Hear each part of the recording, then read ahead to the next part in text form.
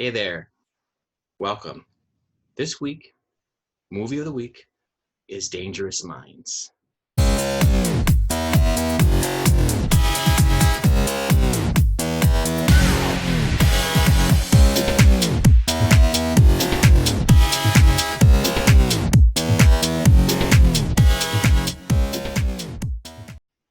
Hey Ruben, how are you doing? I'm good. Dangerous Minds was filmed in 1995. It stars Michelle Pfeiffer, right? And probably the biggest thing that came out of the movie was a song by Coolio, right? Gangsta Paradise. And if you watch the film, you hear it probably 3 or 4 times throughout the film. And this film was directed by John Smith. And what do you think, Ruben? What do you think of the film? It was directed by John Smith. I think that, am I wrong? I don't know, but it sounds like a pseudonym or like a guy who didn't want to put his name on it. I don't know. I've never heard of I John didn't Smith, either. so I hadn't I either. don't. That's interesting. I I think it didn't is even John Smith, bother. though. I didn't even bother going back to look at what happened. What was that? What did you just Oh, do? I'm starting to feel you're going to say something that I might disagree with. That's all. I'm just Oh, getting that vibe. I'm I getting was that like, vibe. did something falling? But It's like a you, little you chest shook. pain. It comes every so Um, often when you talk sometimes with me, Well, like I you're didn't I about to didn't even scold me or bother something. to look back at the story in which it was based. I guess there was an article or A book, I something. think. My homie doesn't do his homework or something, but I didn't like the film. I thought it was I was bored by it. In the opening scene, I mean the song is cool, of course, but when it starts, I remember just thinking, "Oh man, I'm so glad this genre is just about dead."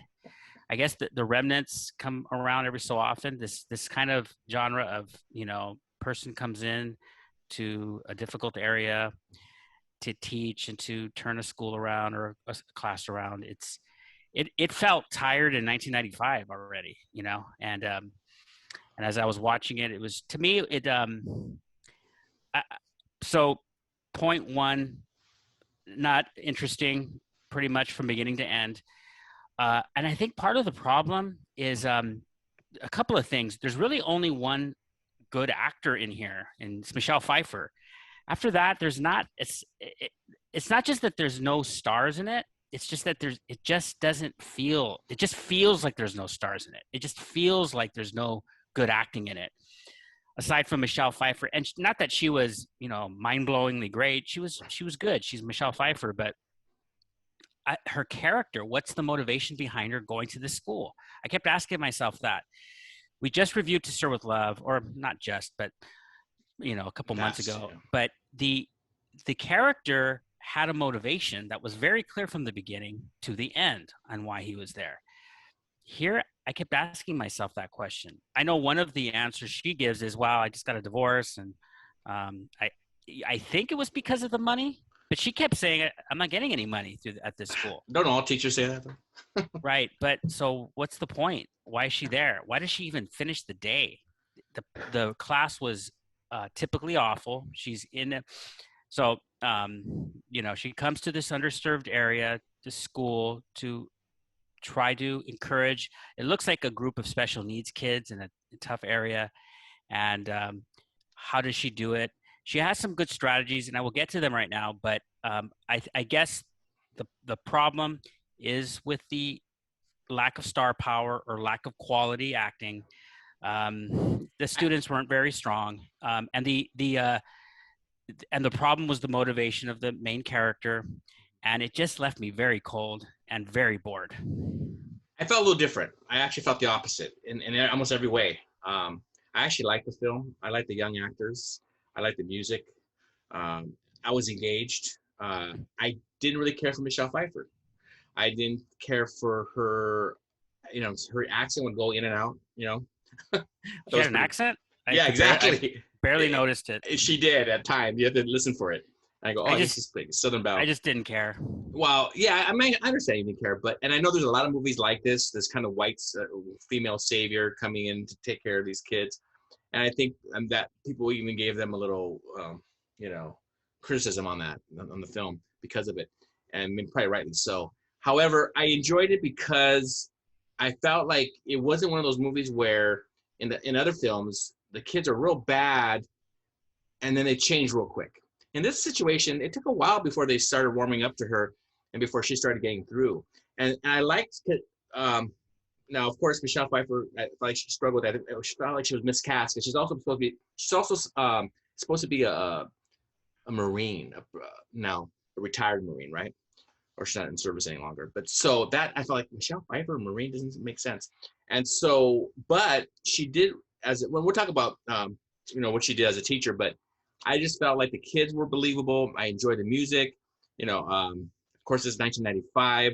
This is like one of the first films like this. So I know you're bored and get tired of it, but really it was one of the first ones. And then after that, I think there was a series of films just like this. You thought the kids were believable? Yeah, I thought they were. None of them looked like they were in high school. The main character, Rodrigo, looked like he was in his 30s, late 20s. Yeah. It looked like a central or there was an old casting company in Hollywood where you would call in your name, your number, or call in your name, and you would go down to somewhere in Hollywood Boulevard or something. Right. And it felt like it was a casting call of actors portraying Latino gangsters and black gangsters. And it felt very false. I didn't feel that way. I think the character you're talking about is Emilio. He's the only one I felt like was Emilio. He was the only one. He was 30. Yeah, he looked older. Like he was ready to. He was picking up on Michelle Pfeiffer. He was picking up on Michelle. He's a student picking. And I remember thinking, well, yeah, you guys look comparable in terms of age. Right. It makes sense that he was picking up on her. And I think it was believable that she was going to be she just came from divorce. She had a friend who was one of her best friends teaching at the school. She was interested in teaching, but actually she wasn't going to be a teacher. She was going to be a substitute teacher or student teacher, and they really were desperate. I remember those times. There was a lot of emergency teachers, emergency certificate teachers in the classroom. So that was believable. So I disagree with you on that. But let's go to the authenticity piece at least. Did you feel like any of it was authentic though? I mean, did you relate to any of that? No, I mean, there might have been some moments. As far as I know, we talk about authentic, but we put in strategy in the same context. Sure. So I thought that some of the strategies were good. Okay. But the authentic part of the film, not so good. So there's a scene in the film where a parent confronts Michelle Pfeiffer and calls her the white devil. And what are you doing? Or something like that, white trash or something, and saying, what are you doing bringing home poetry to my kids and all that other shit, SH. We got it. And saying, he's doing more important things. That was very false to me, phony. I've worked with these underserved areas and with parents. They've always been grateful. That's an anomaly when a parent would react like that. They're grateful that their kids are learning poetry and short story and math. It was fake. So that was glaring to me. Okay, so if that's your authentic piece, and then we'll go to strategies. I would say actually I thought it was authentic in the piece in the idea that she goes and she visits homes. I remember when I first started teaching, I did that a couple of times, and I made phone calls. That was great. Not just to tell kids, oh, you're doing poorly, but hey, it's a pleasure having your son in class, your daughter in class. And that was a different scene. Right. But what I'm saying is that she went to connect with the parents. And I think that was, to me, it was believable. And even though that one scene, I remember really clear a parent really just being turned off with me and the whole education process. And I thought, wow, now I know why this kid's struggling, because this parent is out to lunch, I know, but you have a 2-hour film. Actually, it was a 90-minute film, and I'm grateful for that. You have 90 minutes to get the most authentic part of the story down as you can. You're not going to bring out those scenes. That is an anomaly. I'm sorry. I've seen that's happened to me. I know that's happened to you. That's happened to me too. I'm not saying that. I'm saying, how are you going to characterize these parents in 90 minutes? You don't show a parent like that. Now, a movie you didn't like that I did, which is Critical Thinking, that parent felt real. He wasn't lambasting teachers. He was just being you know who I'm talking about, the actor from The Wire. He was just being an inattentive parent, which is way more authentic than what we saw here. I did like the scene you referred to though, when she goes. So I want to praise the film when she goes and she praises the son, Rodrigo. I'm sorry, I'm messing. Emilio.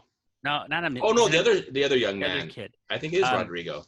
And she tells him he is a good kid. he's smart, and she praises him, and they were really grateful. That's authentic. The kid is happy.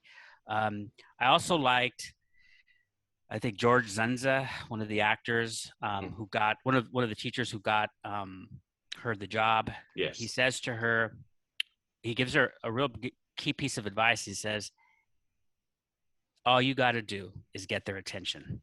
Mm. And that's very true. Once you get their attention, Yeah. it happens. I like when she says, everybody here has an A. It's up to you to keep it. So it's a real strong persuasion technique Right. when the students feel like if they don't get an A or get a poor grade, it's all on them. I've done that before, and I need to bring that back because it's a really good idea. And then I do like how she, at one point, gets them up to teach karate. And for a couple of reasons, they get up, two students get up, and she shows them, she has them engage in that. I think to do something or to engage them with something that you're passionate about is important. Plus, it gets them up to do something physical. It keeps them awake. And then you can ease them into the curriculum in some cases. So I did like that. And Okay. so I don't So the know. strategies you actually Sure. thought was good. Yeah, I felt the same way when she was doing that whole contest with the Dylan Thomas and Bob Dylan, and trying to find a song that they were kind of related, the two Dylans, and then later on she took them to a restaurant. Or actually, she ended up picking only one of them. I think that boy's name was Raul, but took him to a restaurant, a fancy restaurant, right, as the prize. But and the strategy of course is bringing music that the kids are interested in, or the lyrics that the kids could be interested in. Even though it's Bob Dylan, it's still music that they've heard of. And this is, remember, 95. So that is key, I think. Try, like you mentioned, just try to find something to connect the kids to so they could be interested, right?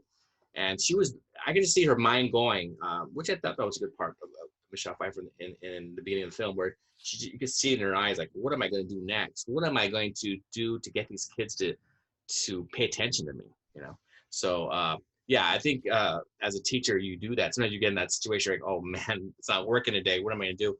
And you have to think on your feet, and that's real. I mean, if you're a teacher, you know that there are times where you have to throw out what you're going to do and bring in something else because it's not working, and the kids have no clue that you did that, right? And you saw that happening in the film, so I like that. So Okay. so what you're saying is overall, no bueno, but you like some of the strategies and a little not too authentic. Sure. I like some of the strategies, and I also like the running time. Geez, 90 you minutes. just really didn't like this. And can I be honest with you? When I first started watching, I go, I know I'm not gonna like this film. But I started watching. I know I like this film. I'm engaged, and I know it's different than how you felt. But I just cannot say I did not like it. I did. I just enjoyed it. I thought it was fun. But Okay. all right, guys, there you go. You got it. One like, one no like. Have yourself a wonderful evening. Thank you, and we'll see you at the movies again, or at least movie of the night, right? Or movie of the week. Bye bye.